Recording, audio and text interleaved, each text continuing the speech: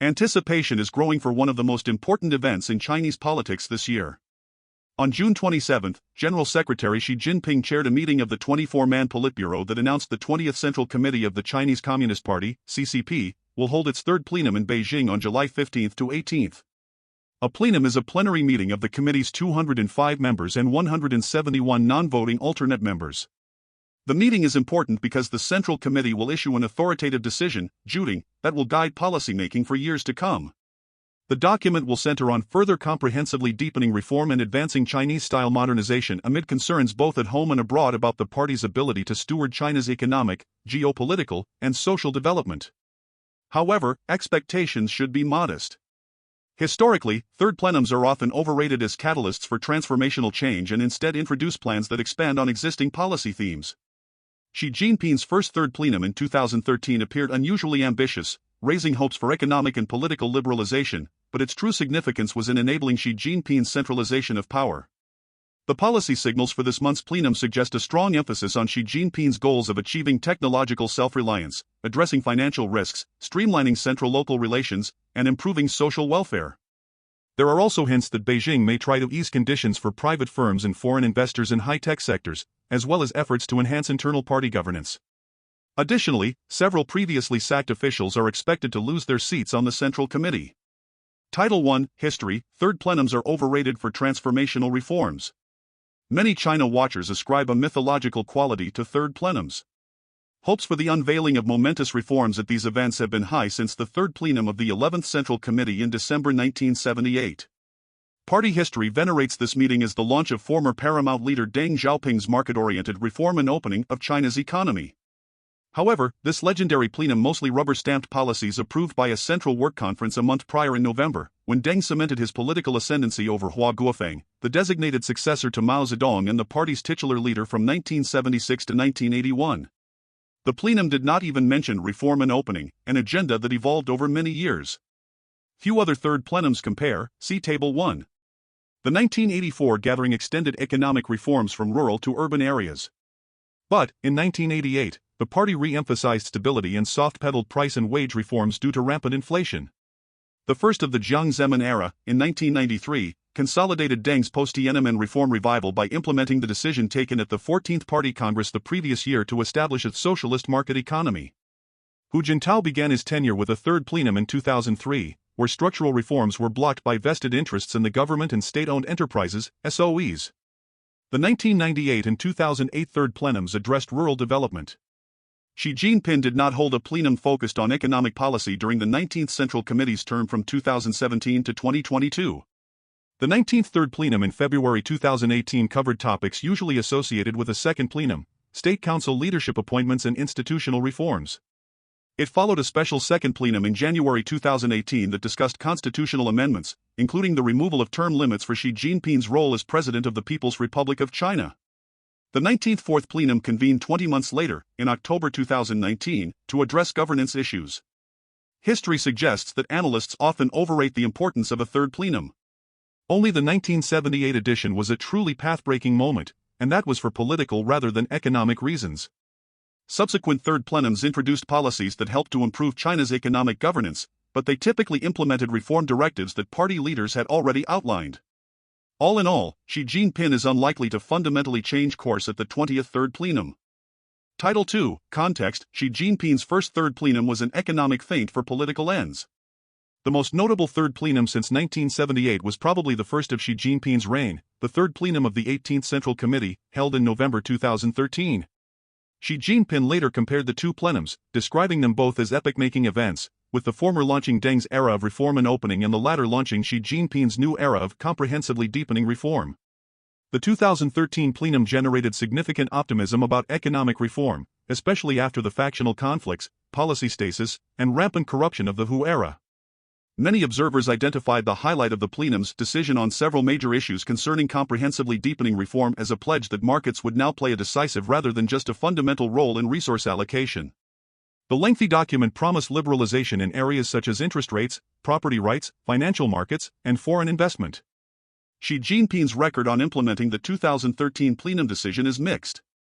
Promises fulfilled include ending the one-child policy, reducing business red tape, enacting more market-based energy prices, strengthening competition policy, permitting private banks, making progress on interest rate liberalization, and institutionalizing environmental protection and climate action. Many proposals, however, were also abandoned or diluted, such as introducing a property tax, raising the retirement age, allowing a larger role for NGOs, and experimenting with compulsory financial disclosures for leading cadres. Most importantly, over the last 11 years, Xi Jinping has enhanced rather than diminished the role of the party state in China's economy. What the 2013 plenum decision effectively did was lay the groundwork for Xi Jinping's political dominance. It established what is now the Central Comprehensively Deepening Reform Commission, CCDRC, the powerful body that coordinates Xi Jinping's domestic policy agenda, and the Central National Security Commission, which helped him to control the security apparatus and bring his current right-hand man, Kai Chi, to Beijing. It provided the justification a few months later for founding the Central Cyberspace Affairs Commission, which Xi Jinping used to both censor and weaponize the Internet, and the Central Leading Group for Military Reform, which coordinated his sweeping military reorganization in 2015.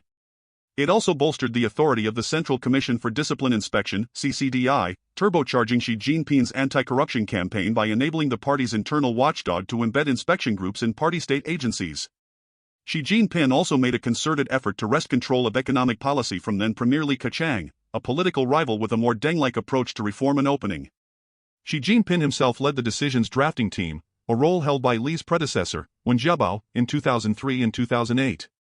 His drafting deputies were Liu Yunshan and Zhang Gaoli, but the de facto team leader was reportedly Xi Jinping's economic czar, Liu He. Xi Jinping was also the first CCP General Secretary to deliver an official explanation of a decision, which hinted at his more statist economic outlook. His most telling lines were, "We must still insist on giving full play to the superiority of our socialist system and to the active role of the party in the government. The market plays a decisive role in the allocation of resources, but by no means does it play a total role." In retrospect, Xi Jinping's first third plenum can be seen as an economic feint to advance political objectives.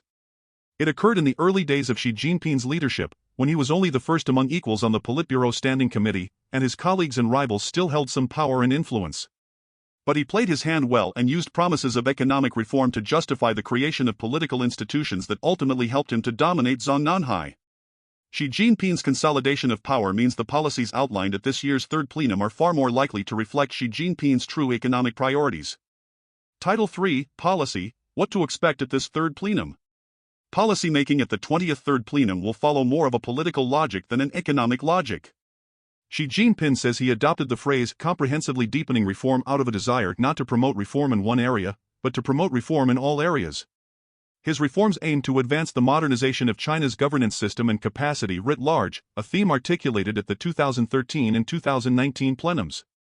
His top goal for this plenum is not to revive growth but to continue his political project. The plenum's decision advanced Xi Jinping's established priorities.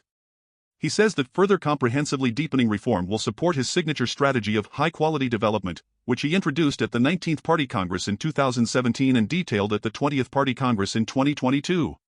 This refers to a shift in the focus of economic policy from rapid growth to quality growth and includes a new development concept that seeks more innovative, coordinated, green, open, and equitable growth, as well as a new development paradigm that promotes domestic markets, indigenous technology, and foreign dependencies on China.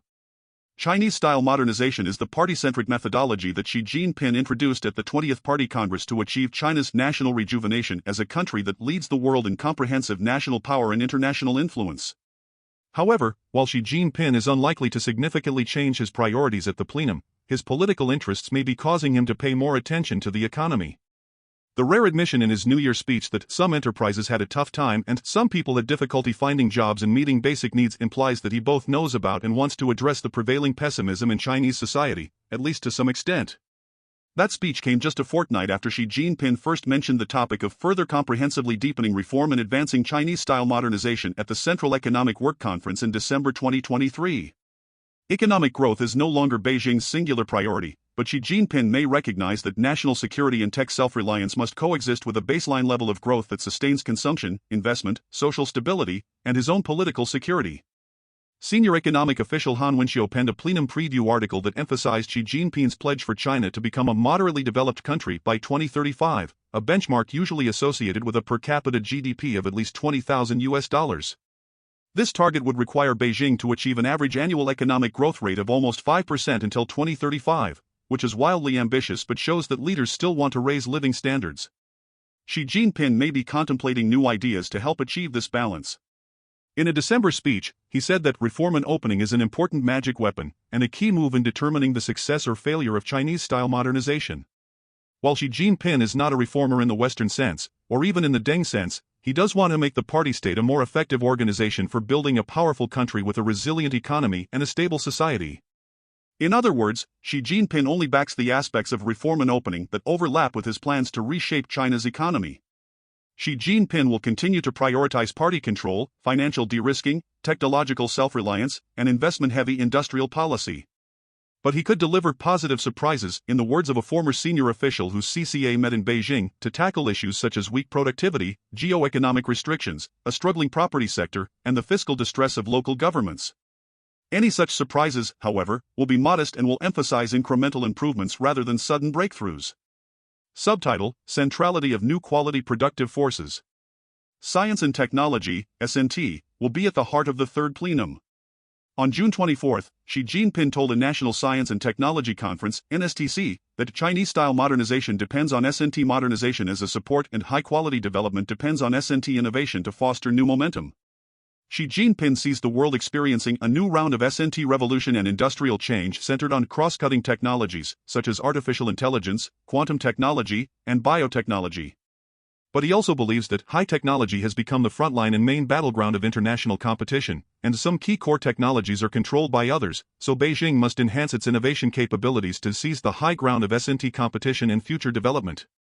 Xi Jinping wants to build China into a science and technology great power by 2035, with world-leading S&T capabilities and innovation abilities that achieve a high level of self-reliance and a holistic leap in our economic power, defense power, and comprehensive national power.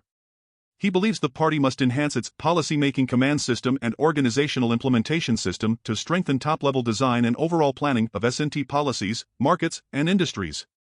He highlighted bottlenecks and constraints in chips, software, seeds, advanced materials, machine tools, and scientific research instruments as top priorities for industrial self-reliance. The elevated status of S&T is reflected in the New Quality Productive Forces, NQPF, concept that Xi Jinping introduced in September 2023 and called an inherent requirement of high-quality development. In a speech to the Politburo on January 31, Xi Jinping defined NQPF as those for which innovation plays a leading role and that are catalyzed by revolutionary breakthroughs in technology, innovative allocations of factors of production, and the deep transformation and upgrading of industry. They are also green productive forces that necessitate optimizing the economic policy toolbox to support green and low-carbon development, including in innovation, industry, and finance. The core measure of NQPF is a significant increase in total factor productivity, which would address both China's economic problem of slowing growth and its strategic problem of dependency on Western technology.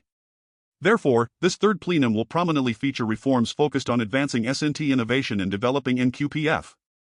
These are likely to include significant resources for basic research and product development in key common technologies, frontier-leading technologies, modern engineering technologies, and disruptive technologies. Another major focus will be industrial policies that aim to transform and upgrade traditional industries, cultivate and grow emerging industries, and plan and build future industries. Policy advisors in Beijing suggested to CCA that other reforms will likely center on improving incentive structures to spur cutting-edge innovation in risk-averse S&T institutions, better reward individual contributions to innovation, attract international high-tech talent, and deter intellectual property violations. Xi Jinping's focus on high-end manufacturing continues to privilege supply-side growth, which contributes to subduing domestic consumption and creating excess capacity. Chinese policymakers recently told CCA that they see no such thing as overcapacity in green industries such as batteries, electric vehicles, and solar panels that are at the center of current US-China trade wars. Exports are also driving growth in China, given weak consumer confidence and property sector troubles, further reducing incentives to reduce production. It is possible that Western tariffs rise to such a level that Beijing is willing to manage overcapacity, but the third plenum agenda will likely exacerbate trade tensions.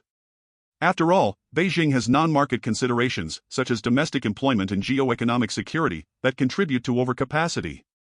Subtitle: Strategic Utilization of Market Forces and the Private Sector. The most intriguing policy signals ahead of the plenum suggest the possibility of more pro-business policies that further Xi Jinping's goals for science, technology, innovation, and industry. Xi Jinping used his NSTC speech to say for the first time that the party should give full play to the decisive role of the market in the allocation of SNT resources. He also wants to strengthen the status of enterprises as the main body of SNT innovation and says that further comprehensively deepening reform involves promoting the development and growth of private firms and eliminating obstacles restricting the fair participation of private firms in market competition. His Politburo speech in January is worth quoting at length.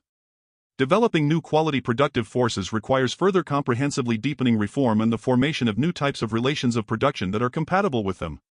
New quality productive forces not only require unprecedented planning and guidance and scientific policy support from the government, but also constant innovation in market mechanisms and regulations and in microeconomic agents such as enterprises.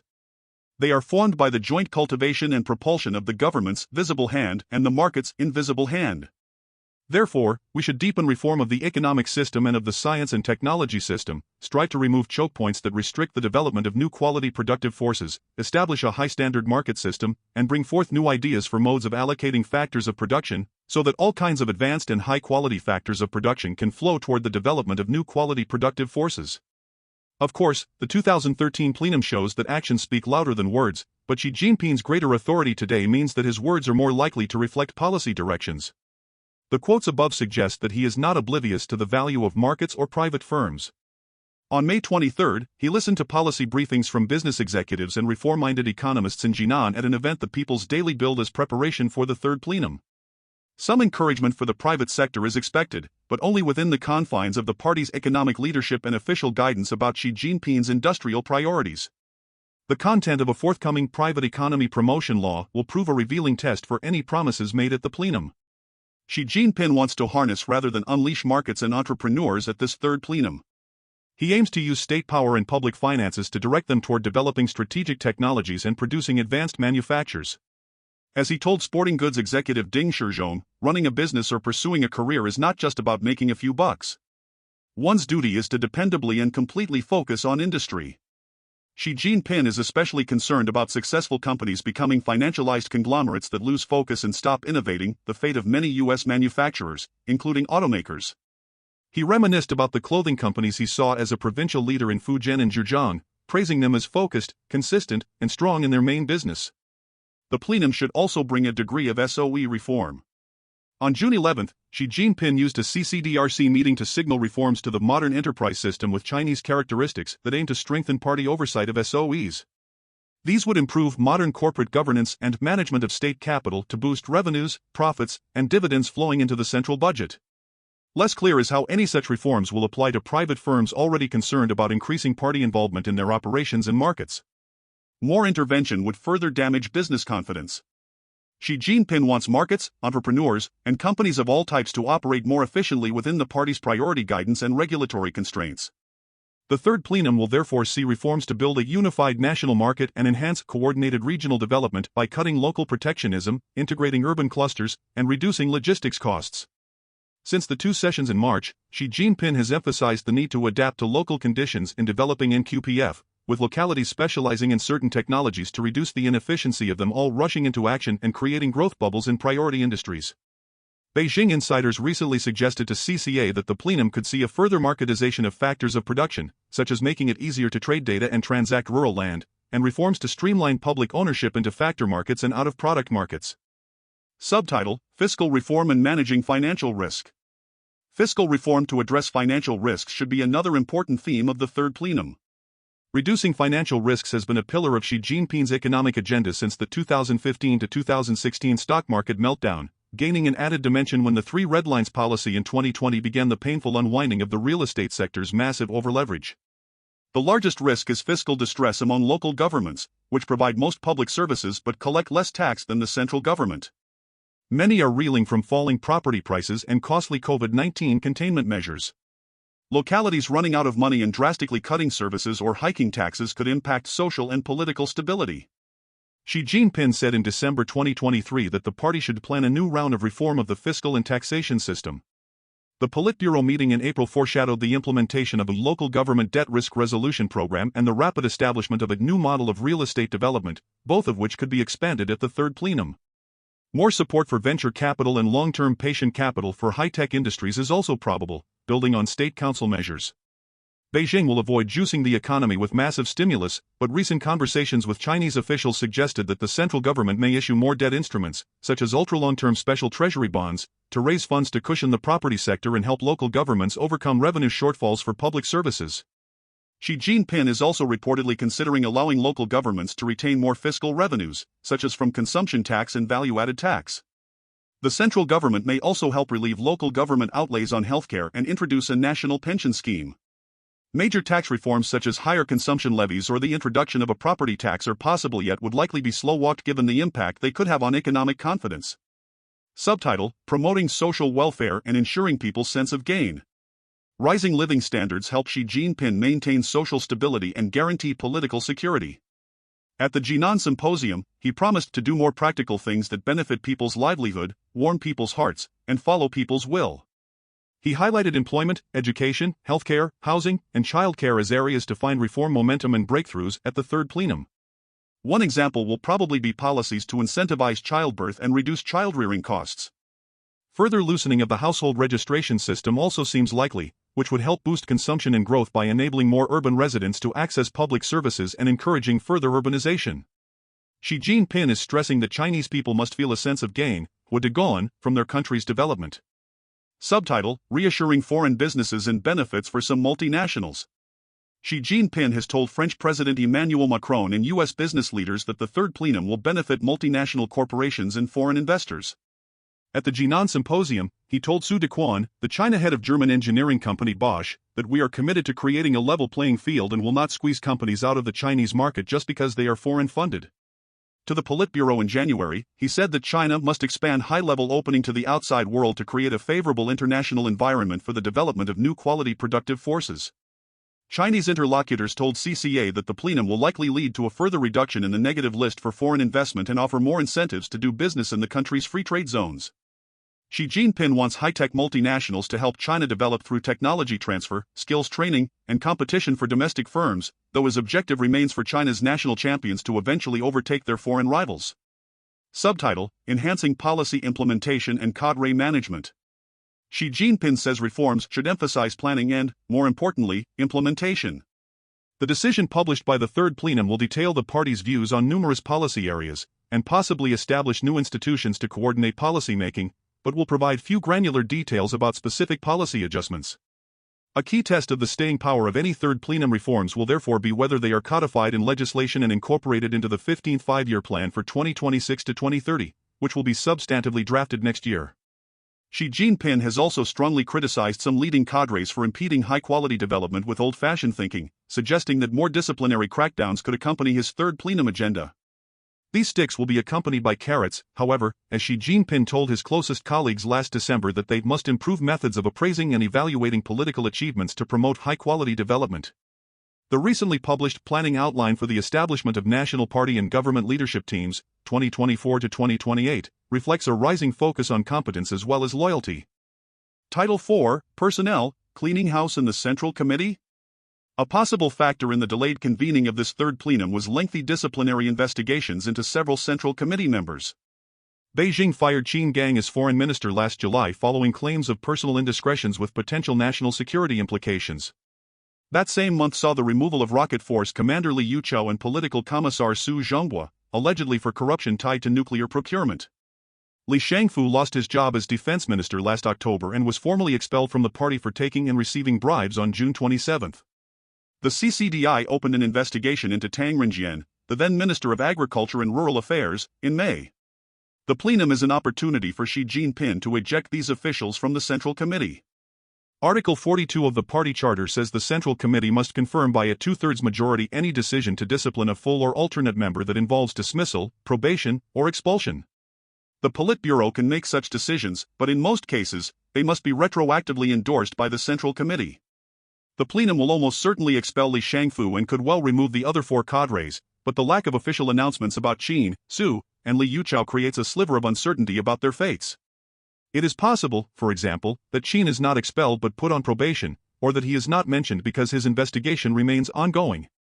We already know who should replace these leaders as full members of the Central Committee. Article 22 of the party charter states that vacancies on the Central Committee shall be filled by alternate members in order of the number of votes they received. Given that the first 159 cadres on the official slate of 171 alternates are listed by surname stroke order, we can surmise they were elected unanimously at the 20th Party Congress, but the people at the top of this list are still prioritized for vacancies. The first 5 alternates are Ding Xiangquan, Director of the Anhui Provincial CCP Organization Department, Ding Xingnong, Deputy Political Commissar of the PLA Rocket Force, Yu Lijun, Director of the Sichuan Provincial CCP Organization Department, Yu Jihong, President of Beijing Normal University, and Yu Huiwen, Deputy Minister of Ecology and Environment. Another possible personnel move is the elevation of Li Shangfu's replacement, Dong Jun, to the party's Central Military Commission, CMC. The new defense minister has not yet been appointed to fill the vacancy that Li's dismissal created in the country's top military organization. According to Article 14 of the Central Committee Work Regulations, a plenum is the only meeting that can add new CMC members. Doing so would restore normalcy to China's military hierarchy, but Beijing has passed on opportunities to promote Dong to Li's other former role as a state counselor, so Xi Jinping could be effectively demoting the defense minister to punish the military for corruption scandals. Personnel movements have become increasingly unpredictable during the Xi Jinping era. The personnel changes discussed in this section follow a reasonable political logic but are subject to an opaque decision-making process that often produces surprises.